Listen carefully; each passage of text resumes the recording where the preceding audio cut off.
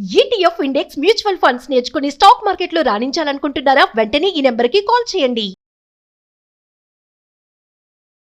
నమస్కారం. సుమన్ టీవీ ప్రేక్షకులందరికీ శ్రావణ మాస శుభాకాంక్షలు. శ్రావణ మాసంలో వచ్చే వరలక్ష్మి వ్రతం కానీ, మంగళగౌరి వ్రతం కానీ, సంవత్సరంలో మనం ఏ వ్రతాలు చేసుకున్నా కూడా తోరాలు తయారు చేసుకుంటాం. అయితే ఈ తోరాలు మనం సత్యనారాయణ వ్రతం అప్పుడు బ్రహ్మగారే చేస్తారు. మనం ఇంట్లో చేసుకునేటప్పుడు మాత్రం తోరాలు సొంతంగా చేసుకుంటాం. 2-3 రకాలుగా తోరాలు తయారు చేసుకోవచ్చు. ఎలా చేసుకోవాలో చూద్దాం. అయితే ఇలాంటి మందపాటి దారంతోటైనా లేదా ఇలా సన్నటి రీల్ దారంతోటైనా చేయొచ్చు. సాధారణంగా 3 పొరలు, 3 పేటలు లేదా 5 పేటలు లేకపోతే 9 పేటల దారం తీసుకోవచ్చు. ఈ దారంతో 9 పేటలు తీస్తే ఇంతలా వస్తుంది, కొంచెం కష్టం అవుతుంది. దీంతో అయితే 9 పేటలు తీసుకోగలుగుతాం. 2 చేసి చూపిస్తాను, మీ వీలు వెంబడి చేసుకోండి.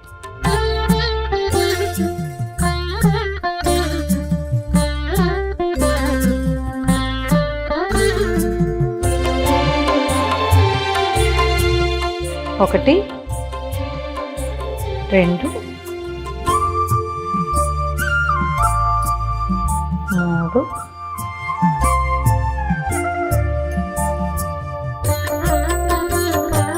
4, 5.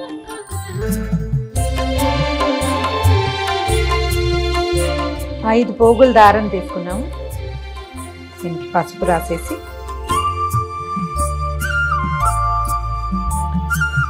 సెంటర్లో ఒక ముడి వేసుకోవాలి.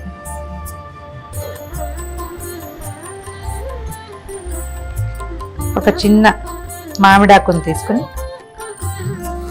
దీన్ని సన్నగా చుట్టాలి. ఈ మధ్యలో పెట్టి గట్టిగా ముడి దగ్గరికి లాగేయాలి.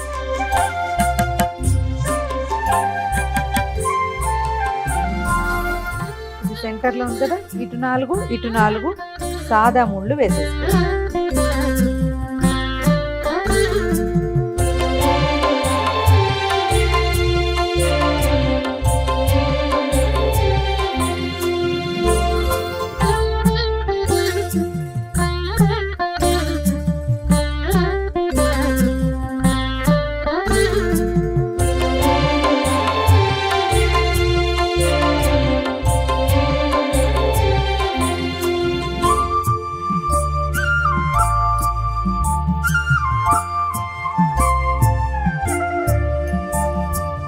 మన దగ్గర పువ్వులు లేనప్పుడు ఈ మెథడ్.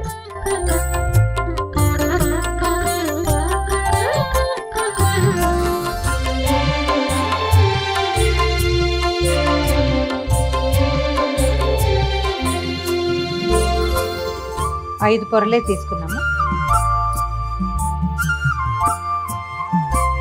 సెంటర్ తీసుకోవటము, మధ్యలో ఒక ముడి.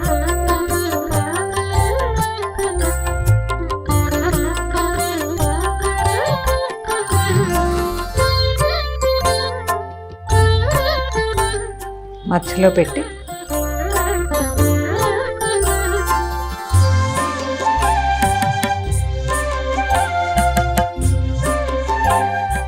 మధ్యలోకి ముడేసేయాలి. ఏ పక్కకు ఆ పక్క పువ్వులు దూర్చేసేయాలి.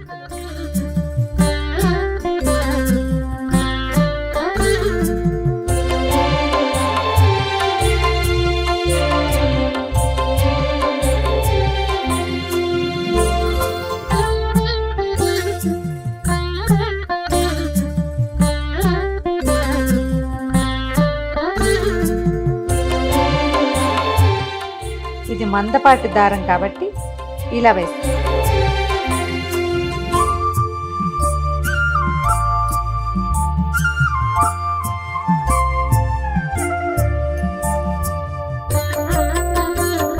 రెండు పక్కల పువ్వులతో ముడివేసి 1, 2, 3, 4, 1, 2, 3, 4 మొత్తం 9 ముళ్ళు రెడీ. ఇప్పుడు 3. ఈసారి సన్నటి రీల్ తీసుకుంటాము. కొందరిళ్లలో 9 పోగులు వేసే అలవాటు ఉంటుంది. ఆ 9 పోగులు ఈ దారంతో అయితే బాగా కుదురుతుంది.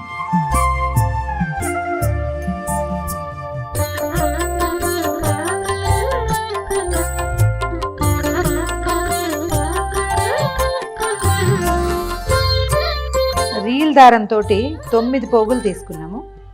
దారానికి చక్కగా పసుపు రాసి కొంచెం కొస వదిలిపెట్టుకుని ఇక్కడి నుంచి మనం మామూలుగా పువ్వులకి దండ కడతాం కదా, అట్లా కట్టేసుకోవాలి.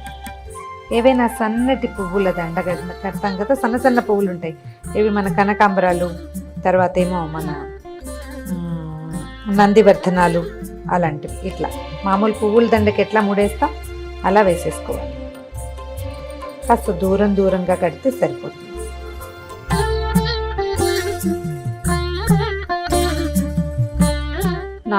దాని ముళ్ళు పడ్డాక 5వ ముడికి ఒక చిన్న మామిడి ఆకుని పెట్టుకుంటాం.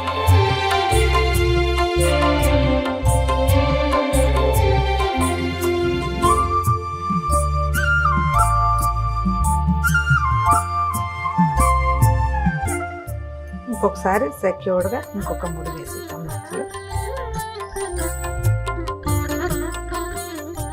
ఇంకొక 4 ముళ్ళు వేస్తే సరిపోతుంది.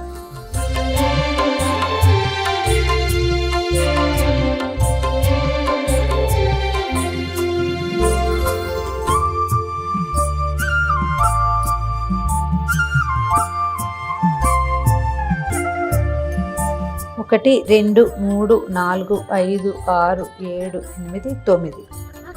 1 2 3 4 5 6 7 8 9. 1 2 3 4 5 6 7 8 9.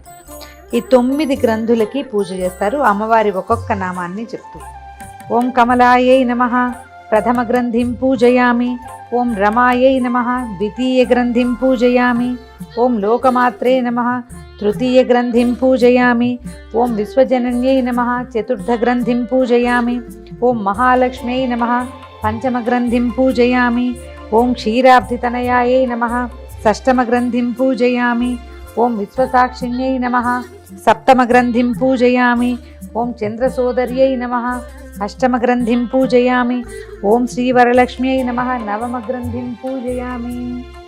ఈ నామాలు చెప్తూ ఈ 9 మూడుల మీద కుంకుమతోటి, పసుపు కుంకాలు లేదా మన అక్షతలతోటి పూజ చేసుకుని తర్వాత వీటిని కుడి చేతికి కట్టుకోవాలి.